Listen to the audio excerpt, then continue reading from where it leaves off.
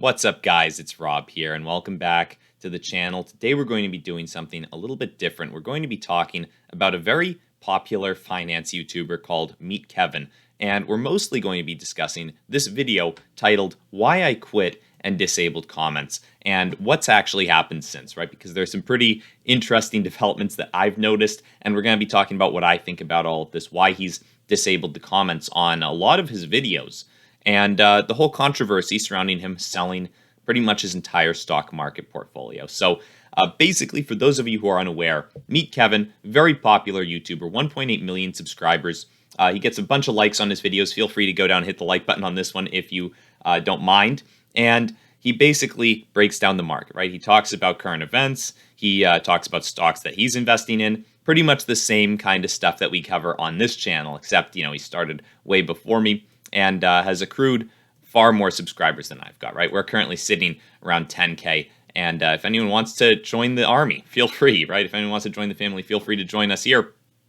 But we're going to be talking about Meet Kevin's decision to sell and his decision to disable the comments. And I've been watching Meet Kevin for a long time. I'm a big fan of his, right? I love Meet Kevin's stuff. He's so well informed, and I've made a lot of money because of him, and I really appreciate that. And a lot of people are feeling a little swindled by him right now, right? They're a little pissed because he decided to sell his entire stock market portfolio pretty much.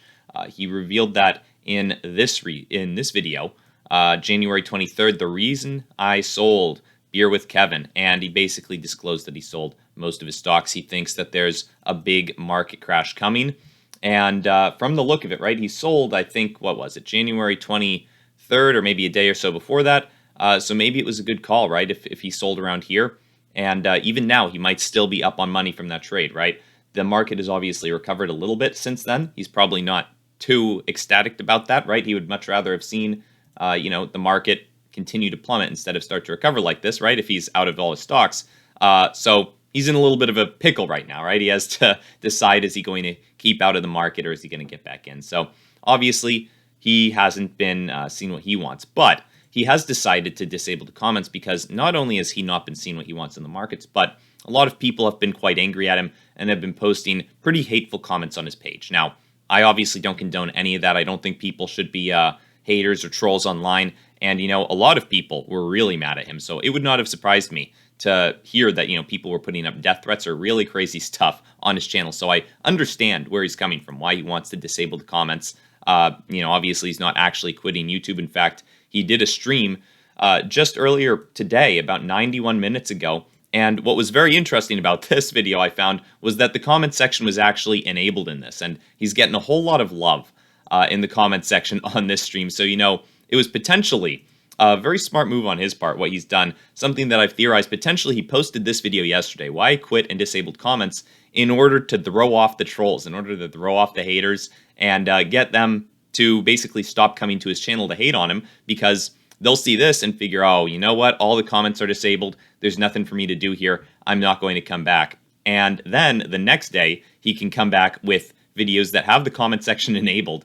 And the trolls won't know anything about it, right? They won't be watching the videos. They won't be clicking on them because they think there's no way I can comment on these and hate on Kevin. So then you only get all the good comments coming in. So potentially a very smart strategy on his part, right? He potentially did that on purpose. Maybe he just forgot to click the disable comments button on this, or maybe he's flip-flopping a bit, right? Maybe he's deciding that it's too negative of a move to disable the comment section, because I know a lot of people would not be very excited to see on any channel, pretty much, that the comment section is disabled. The comment section is usually a pretty tight-knit community and is usually pretty positive. It's very rare, I feel, for situations like this to crop up, where a YouTuber who is so loved with 1.8 million subscribers and who gets a ton of likes on their videos to get a ton of hate in the comments. It usually only happens when there's a big issue. And to be fair, this video that he released, the real reason I sold, and he basically just completely flipped on his whole psychology of money,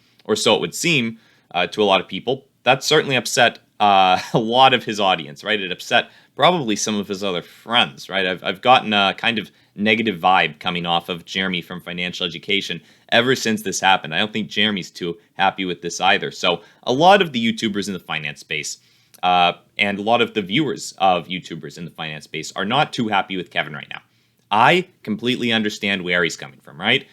He was looking at a situation where he was losing millions of dollars during this most recent market downturn, and he had come into that wealth pretty quickly, right? It was mostly over the past 2 years that he'd come into that wealth. You know, he made a lot of money off of his YouTube channel, and he invested that money well, and it grew to an enormous amount over the past years when we've been in this incredible bull market.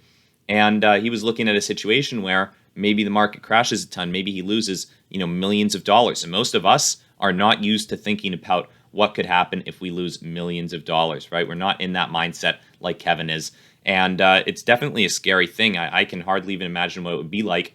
And Kevin probably reacted to that in a decent way, right? His portfolio, from what I believe, was a fairly risky portfolio. It wasn't nearly as safe and steady of a portfolio as what I probably would have built if I had as much capital as he did.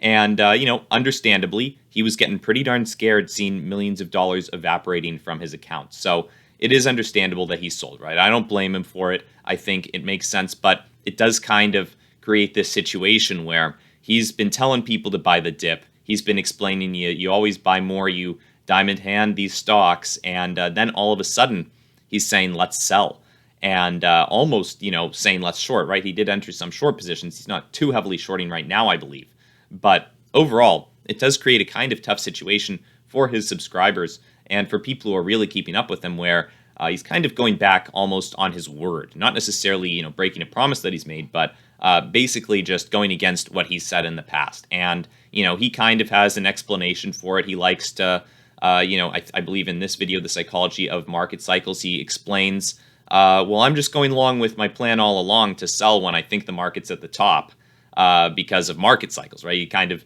justifies it like that. He thinks, oh, you should never sell unless you think the market's at the top because of a market cycle. And, I didn't watch all of this. Maybe there was more to it than that. That seemed to be the gist. It still seems kind of market timing to me. It seems like he's kind of trying to just time the market still somewhat. I think Jeremy from financial education would agree. But we'll see what comes of this whole Meet Kevin situation. I just wanted to put out there, I still support Kevin. I still like Kevin. He still puts out a ton of valuable information. Feel free to check out his channel, subscribe to it, like his videos, leave him some nice comments, right? I'm sure he is tired of seeing all the hate out there. And, I'll even do it myself, right? Great stream, Kevin. Oops.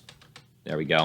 So hopefully people will be leaving him some nice comments, and we'll see what happens from this whole situation, right? Obviously, his views have not taken too big of a hit since the whole debacle, right? Since this video, it's not like he was getting a ton more views beforehand. It seems like most of his audience is sticking with him. My suspicion is that there were just a bunch of very vocal, angry people who were leaving very negative comments on his videos, and if this video threw them off, then all the better for him, right? Hopefully those people will find other channels to watch, and they have no need to bother Kevin anymore. So other than that, guys, I just wanted to put my opinion out there on what the whole Meet Kevin situation was in my mind. Just wanted to talk about that a little bit for those of you who are curious, and maybe for those of you who didn't know about the whole debacle. It is creating a bit of a stir in the finance YouTube space. So I just wanted to put that out there. Thanks for watching, guys. Feel free to subscribe to the channel if you enjoyed and liked the video. And other than that, best of luck to Kevin. And to the rest of you, have a great day. I'll see you in the next one. Bye.